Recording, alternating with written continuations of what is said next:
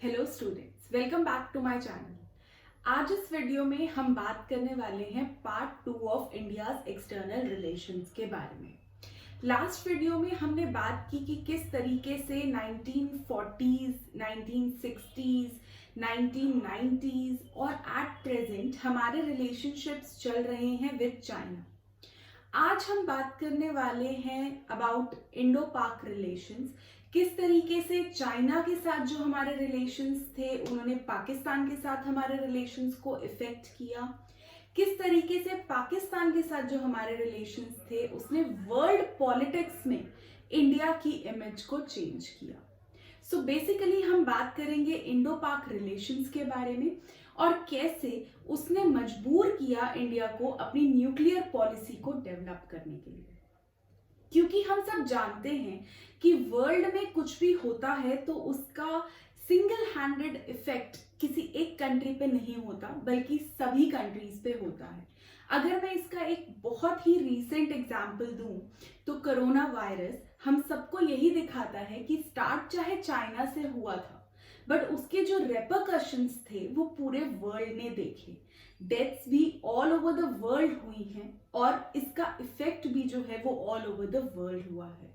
सो हम ये देख रहे हैं कि कोई भी एक डेवलपमेंट सिर्फ एक पर्टिकुलर कंट्री तक नहीं रहती बल्कि पूरे वर्ल्ड में एट द होल स्प्रेड होती है।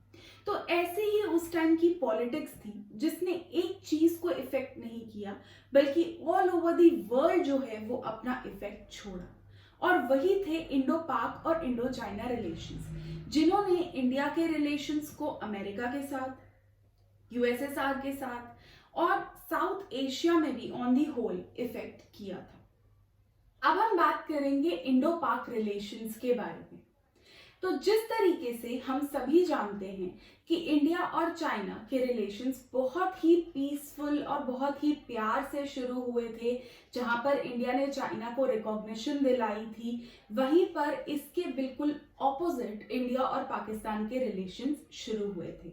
हम सब पार्टीशन के केस को बहुत अच्छे से जानते हैं और किस तरीके की वॉयलेंस उस टाइम हुई थी। हम सब ने कॉन्सिक्वेंसेस ऑफ पार्टीशन के बारे में पढ़ा है इस वीडियो में।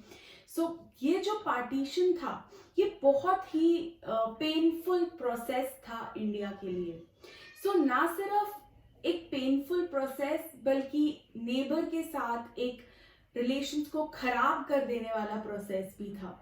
इमीडिएटली आफ्टर इंडिपेंडेंस हमने एक वॉर लड़ा with Pakistan in 1948 because of Kashmir. हम सब जानते हैं कि जब रीऑर्गेनाइजेशन ऑफ स्टेट्स हो रहा था तो जम्मू और कश्मीर के प्रिंसली स्टेट को भी दोनों ही अपनी साइड रखना चाहते थे और जिसकी वजह से वो सारा कॉन्फ्लिक्ट हुआ था। जब हरी सिंह जो है वो भाग करके इंडिया आए थे और इंस्ट्रूमेंट ऑफ एक्सेशन जो है वो उन्होंने साइन किया था। तो ये सारा जो प्रोसेस था उसकी वजह से 1948 का जो वॉर है वो लड़ा गया just to occupy Kashmir by Pakistan. लेकिन अब इसका रिजल्ट क्या हुआ? इसका रिजल्ट ये हुआ कि नेहरू जो हैं वो इस मुद्दे को लेकर के यूएन चले गए। उन्हें लगा कि यूएन एक इंटरनेशनल ऑर्गेनाइजेशन है और उसको बीच में इंटरवीन करना चाहिए और वॉर को खत्म कराना चाहिए। But on the other hand UN ने क्या किया? यूएन ने बोला कि क्योंकि ये एक बायलैटरल इशू है, ये दो कंट्रीज के बीच का इशू है, तो यूएन जो है वो इसमें बिल्कुल भी अपना कोई रोल प्ले नहीं करेगा और इंडिया और पाकिस्तान को खुद ही डिसाइड करना होगा। फाइनली दोनों कंट्रीज ने आपस में वॉर लड़ा और एक बहुत ही टेरिफिक सिचुएशन जो है वो हो गई थी। लॉस ऑफ लाइव्स भी हुआ, लॉस ऑफ प्रॉपर्टी भी हुआ। तो बहुत ही ड्रेनिंग था ये जो फर्स्ट वॉर लड़ा था इंडिया और पाकिस्तान ने, और इसी ने ही शुरुआत कर दी थी एक bitter side of the relationship of India and Pakistan, जो कि आज भी काफी हद तक बिटर ही वे में चल रही है। ऐसा नहीं है कि हमारे बीच में कोई कोऑपरेशन नहीं हुआ। अब 1960s में हमने इंडस वाटर ट्रीटी साइन की थी जिसमें हमने एक दूसरे के साथ कोऑपरेट किया था कि जो इंडस रिवर है उसके वाटर को लेकर हम आपस में कोऑपरेट करेंगे। तो हमने बहुत सारी ट्रीटीज भी साइन की हैं, ट्रेड रिलेशंस भी थे हमारे, अभी भी कुछ ट्रेड रिलेशंस हैं और लोगों के जो आपस में टाइज हैं और जो बॉलीवुड के लिए वहाँ पर प्यार है, या जो इंडिया में पाकिस्तानी सीरियल्स के लिए जो एडमायरेशन है, वो कम नहीं हुआ है। बट एक बहुत ही बिटर साइड जो है रिलेशनशिप्स की, वो ये है कि कभी भी जो है वॉर प्रोवोक किया जा सकता है। एंड जो टेररिस्ट जो बार बार यहाँ पर भेजे जाते हैं, जो बार बार वायलेंस इन्फ्लिक्ट करते हैं ऑन द सिविलियंस, ये जो है bitter side of the story है, जो तब से लेकर के अभी तक चल रही है।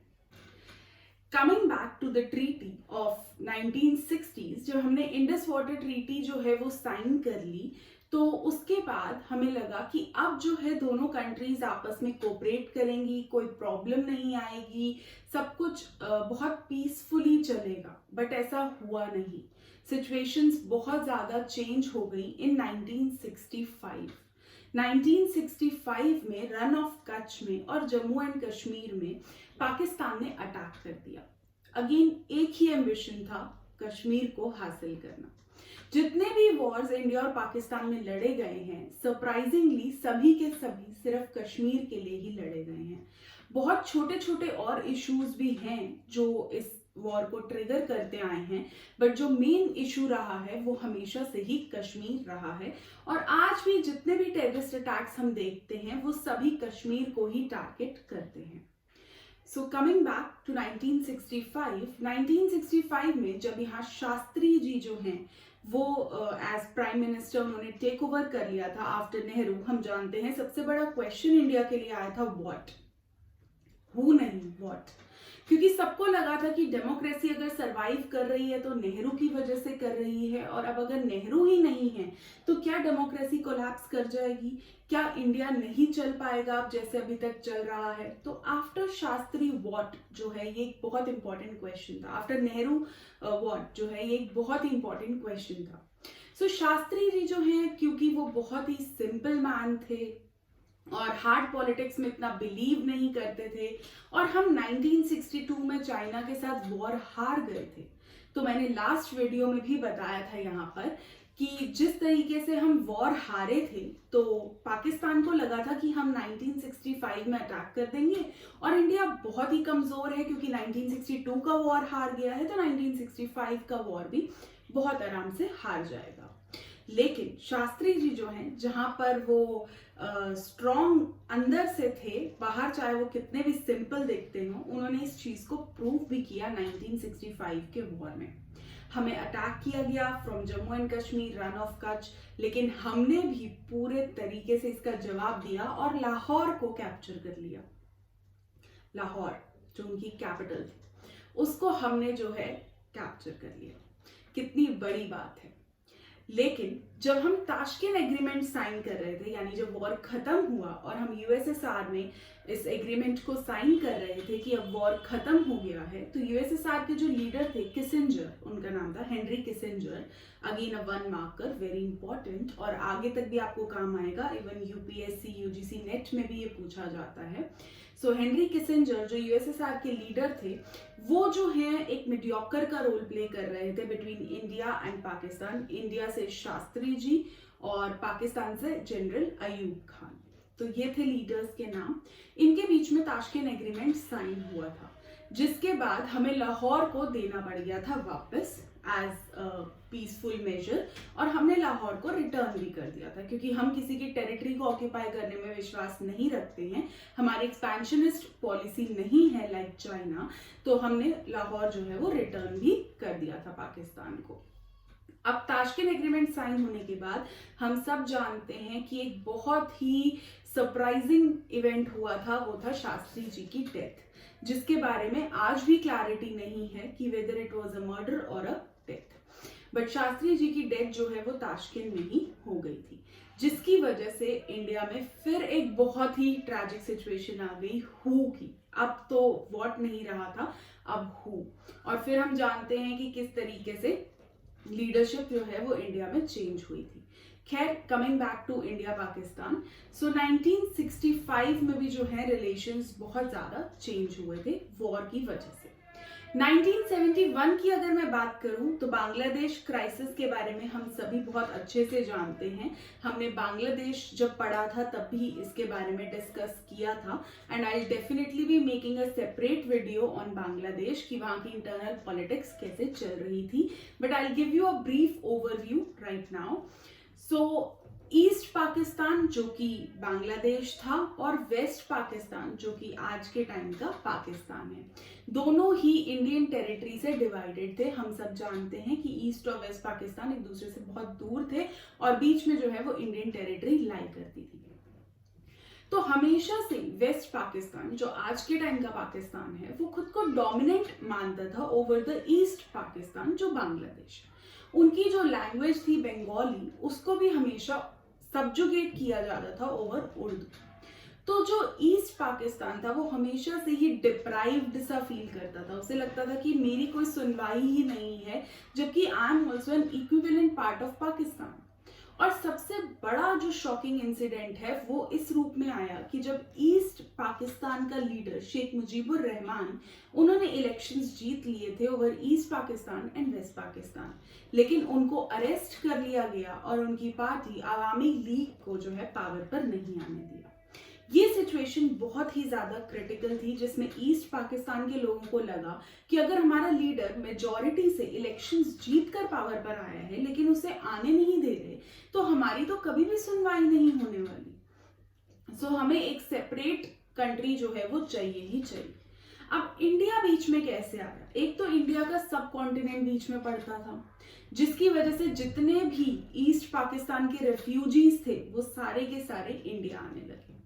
प्लस इंडिया में बहुत ही लार्ज नंबर में बंगालीज की पॉपुलेशन भी है, और क्योंकि वहां पर भी बंगाली स्पीकिंग लोग थे तो इंडिया एज यूजुअल प्यार पीस की बातें करने वाला इंडिया यहाँ पर भी अपने ब्रदर की हेल्प करने पे मजबूर हो गया।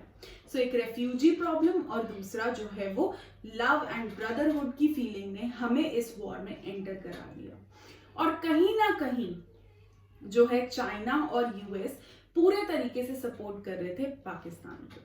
लेकिन एक और बहुत ही बड़ा ट्रैजिक इशू हुआ। हम सब जानते हैं कि यूएसएसआर हमेशा से ही इंडिया की साइड देता आया है, चाहे कोई भी सिचुएशन रही हो। लेकिन यहाँ पर यूएसएसआर ने, किसिंजर ने, हेनरी किसिंजर जो ताशकेंट के टाइम पर भी मीडियोकर थे, उन्होंने क्या किया, वो चले गए चाइना वाया पाकिस्तान। अब क्योंकि वो पाकिस्तान होके गए थे और गए थे चाइना, तो इंडिया के लिए एक बहुत ही बड़ा शॉक था कि क्या यूएसएसआर भी हमारे अगेंस्ट हो जाएगा, अब हमें क्या करना चाहिए। तो उस टाइम इंदिरा गांधी ने treaty of peace and friendship जो है वो साइन कर ली थी विद यूएसएसआर 1971, हम सब जानते हैं, जिसको बहुत ज्यादा क्रिटिसाइज किया गया है अंडर नैम। लेकिन क्योंकि वर्ल्ड सिचुएशन ऐसी थी और यूएस भी हमारे अगेंस्ट था, चाइना हमारे अगेंस्ट था, तो हमें एक पावर अपने साथ चाहिए ही चाहिए थी। तो what would have been better than one of the super powers, इसलिए हमें treaty of peace and friendship जो है वो साइन करनी पड़ी डिस्पाइट नाम। सो हमने जो है treaty of peace and friendship sign कर ली यूएसएसआर के साथ, और यूएसएसआर जो है वो हमारा फ्रेंड बन गया एक तरह से, हमें हेल्प करने के लिए during the war.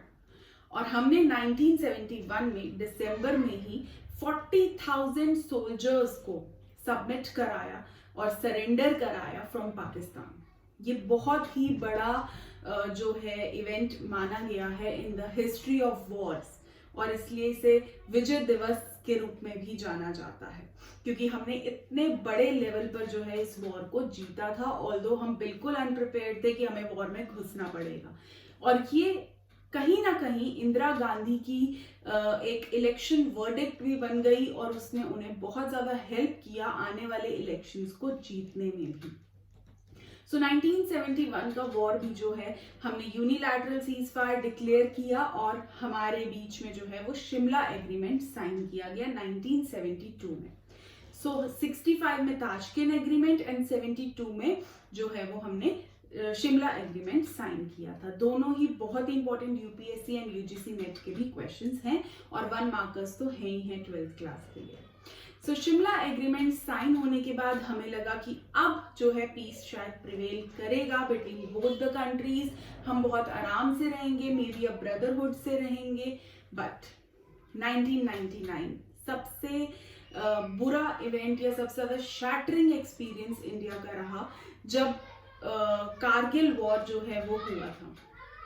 Kargil war जो है एक बहुत ही शैटरिंग एक्सपीरियंस इसलिए है या डार्क फेज इसलिए है क्योंकि Pakistan was on top and हम लोग जो हैं वो हिल टॉप के नीचे थे।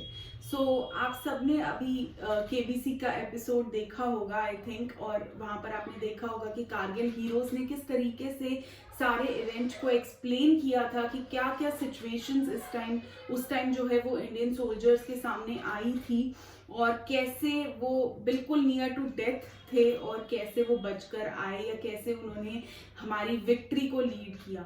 1999 का जो एक्सपीरियंस है वो बहुत ही खराब रहा क्योंकि पाकिस्तान ने मुजाहिदीन जो कि टेररिस्ट ऑर्गेनाइजेशन है उनको पेजेंट्स बना के, फार्मर्स बना करके जो है वो हमारी टेरिटरी में एंटर करवा दिया और हमें तो लगा कि फार्मर्स आ रहे हैं, बट बाद में पता चला कि वो टेररिस्ट थे जिन्होंने हमारे ऊपर वायलेंस इन्फ्लिक्ट की और किस तरीके से वॉर हुआ। लेकिन फाइनली हम वहां पर भी वॉर जो है वो जीत गए। तो 1962 में पाकिस्तान को जो लगा था कि एक वॉर हारने से इंडिया सारे वॉर्स हार जाएगा, उसको हमने पूरे तरीके से गलत साबित किया था। लेकिन ये चीज यहीं पर नहीं रुकी। उसके बाद इतने सारे टेररिस्ट अटैक्स हुए, दिल्ली को भी बहुत बार निशाना बनाया गया बाय द टेररिस्ट। जब पाकिस्तान को ये रियलाइज हो गया कि वॉर नहीं जीता जा सकता, तो प्रॉक्सी वॉर के रूप में टेररिज्म को स्पॉन्सर किया गया within the Indian territory also. Jammu and Kashmir, Afghanistan has been a hub of terror. So इन सब एरियाज को यूज किया गया just to sponsor terror against India. So terrorism जो है वो न्यू फेज ऑफ वॉर बन गया है या एक तरह का प्रॉक्सी वॉर बन गया है बिटवीन इंडिया एंड पाकिस्तान। और ये इसकी वजह से जो है इतना ज्यादा इकोनॉमिक, पॉलिटिकल, डिप्लोमेटिक लॉस जो है वो हो रहा है बिटवीन बोथ द कंट्रीज। सो हम टेररिज्म को पूरे तरीके से एबॉलिश करना चाहते हैं एंड हम बिल्कुल भी सपोर्ट नहीं करते टेरर को। अब हम बात करते हैं पुलवामा अटैक की, जो भी बहुत ही रिसेंटली हुआ था। इसने जो है रिलेशनशिप्स को एक अलग ही डायनामिक्स पे पहुंचा दिया, जहां पर हम उनको मोस्ट फेवर्ड नेशन मानते थे विद इन ट्रेड, इंडिया और पाकिस्तान। यस, इंडिया ने पाकिस्तान के साथ मोस्ट फेवर्ड नेशन की जो है ट्रीटी साइन की थी कि हम कुछ भी जो हमारे यहाँ पर जो स्पेशलिटीज हैं, जो भी चीजें बनती हैं, उसमें हम आपको मोस्ट फेवर्ड नेशन मानेंगे with in the trade environment. वो जो है वो इंडिया को वापस लेना पड़ा जब पुलवामा अटैक हुआ, सोल्जर्स पर अटैक हुआ। इंडिया ने पूरे तरीके से एंटी टेरर जो है वो अपना रुख दिखा दिया ऑल ओवर द वर्ल्ड।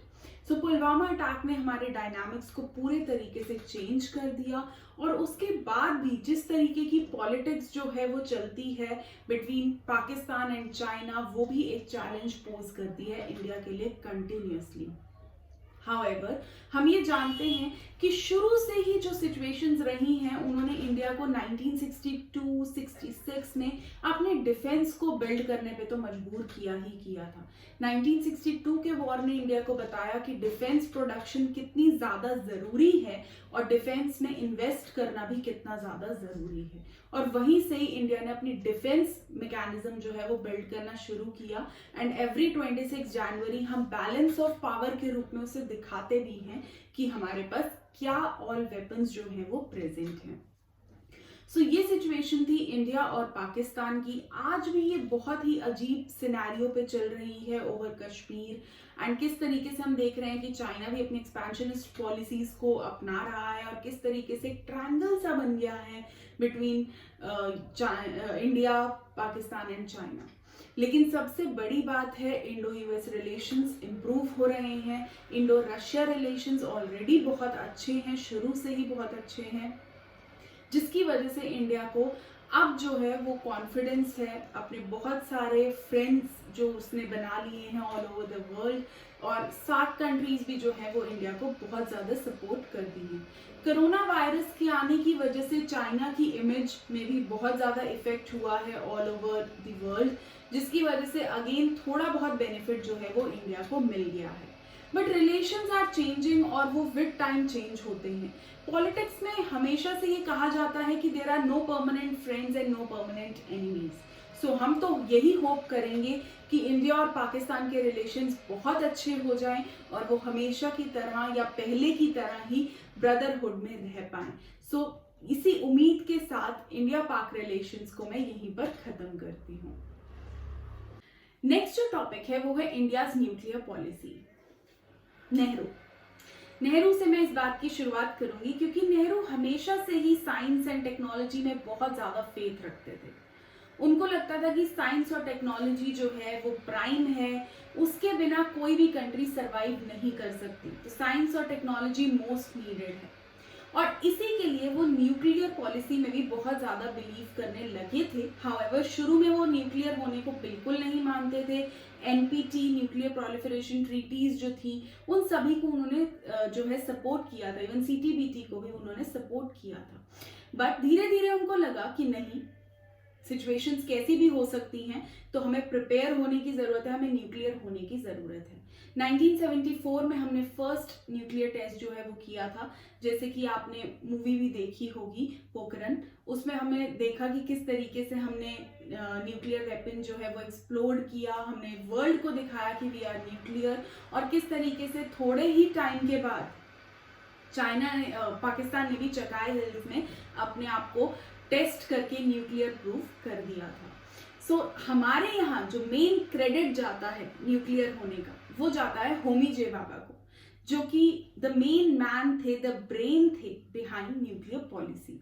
तो इंडिया की न्यूक्लियर पॉलिसी जो है वो नेहरू से, होमी जे बाबा से होते हुए आई और इंदिरा गांधी के टाइम पर जो टेस्ट हुए उन सभी के बीच में रही। वाजपेयी के टाइम पर भी जो है वो टेस्ट किए गए थे।